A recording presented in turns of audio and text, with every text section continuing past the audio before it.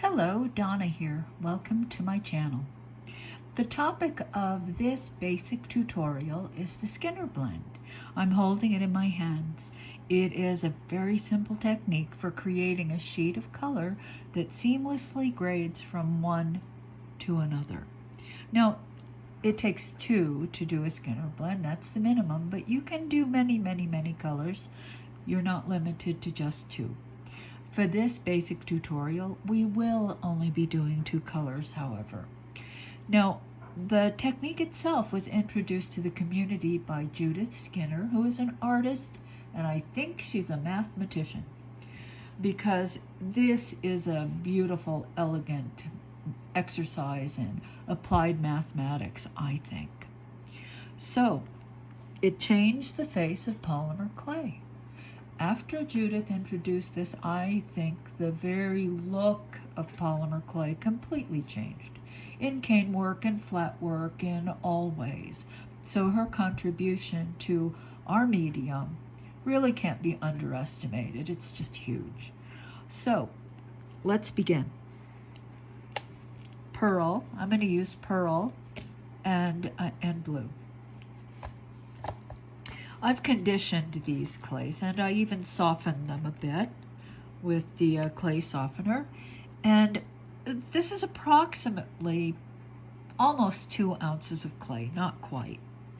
I've rolled these through setting number 2, so we will make our blend on setting number 2. Now, you could use a thicker setting, but it would take you longer. So 2 is a good one. Now, I'm going to take sort of a corner and pull it over to the other opposite, what would be corner, because the basis and foundation of a simple 2-part Skinner blend is a right angle triangle. So let's repeat, do the same thing, corner to corner. And you can see I have basically a triangle here. They are the same size and shape in the most elementary Skinner blend. So I will make a cut first along one, just to remove some of this rough edge. And then I will repeat and cut here. And this is where the 90-degree right angle is, this corner. The fold is here. So the 90-degree angle is opposite the fold. Now separate them. Put them back together and offset the pieces so that the corners do not meet. If the corners meet perfectly, what will happen is you will have a sheet that does not have pure pearl in this case, or pure blue. It would start at about right here, because the entire sheet would be blended. So you would have no pure color on either side. By offsetting, we will have pure pearl here, we'll have the pure blue here. The first time you roll it through the pasta machine, and we're still on setting number 2, you want to make sure that 2 colors touch the rollers, blue and white. Blue and white. What you don't want is you don't want to put a solid color on the rollers and roll it through. Not this. This is wrong. This edge is wrong. You want a 2-color side, and this will sit on the rollers, and I will roll it through. So let's go.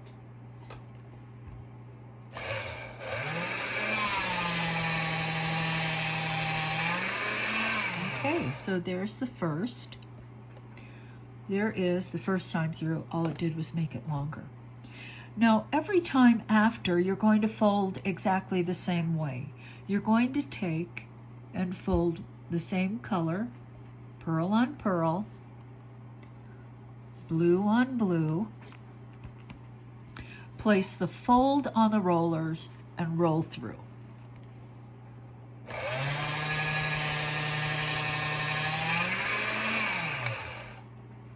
Pearl on pearl, blue on blue, place the fold on the rollers, and roll through.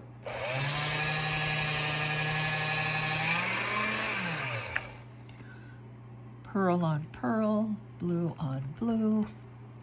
Fold on the rollers, roll through. Let's do this a couple more times. And if you're uncertain as to whether you folded this sheet properly, just lift it and look at one of the edges adjacent to the fold. Here's the fold right here, one. And all I see is pearl on this side. I don't see any blue. Flip it to the other side. All I see is blue. There's no pearl. That means that it is properly folded. Place the fold on the rollers and roll through again.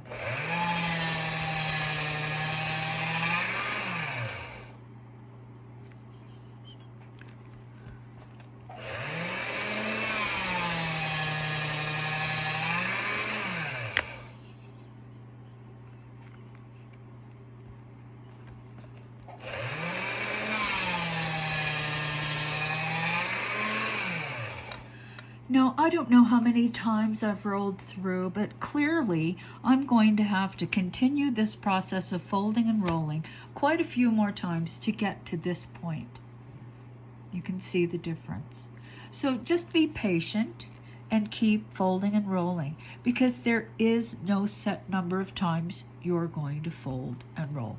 That largely depends on how translucent or opaque your clay is, the amount of contrast between one color and the other.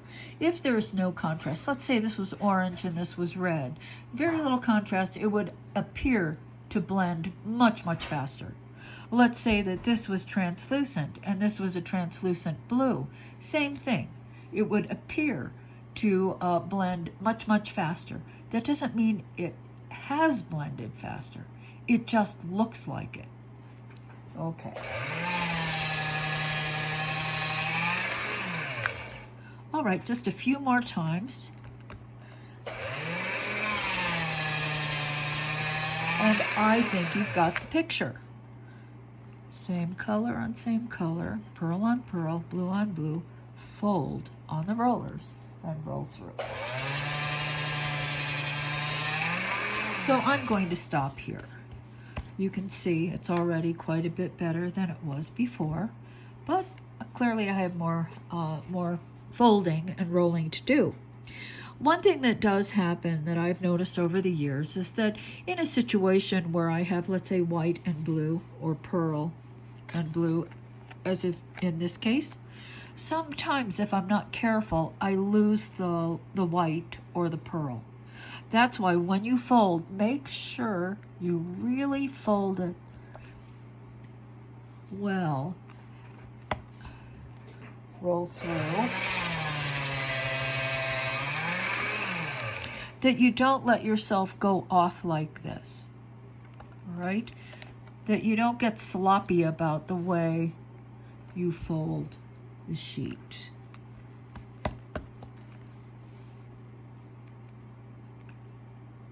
Now I've picked up some blue. I'm going to roll it through.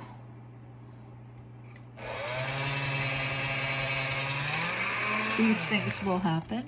But I have plenty of this pearl, so when I get down to using it, I will just cut off the area that might be contaminated with a little bit of the blue colored clay. Okay, so that's it. Judith Skinner's Skinner Blend. Once you master this technique, you're going to find you use it all the time. All the time. It is a critical technique for us in our work. So I will have more Skinner Blend tutorials. Some will be 3-part, 4-part. We'll turn this into a plug. I'll show you different ways of using it. But for right now, just master your very basic Skinner Blend. Thank you for watching, and hope to see you later. Bye.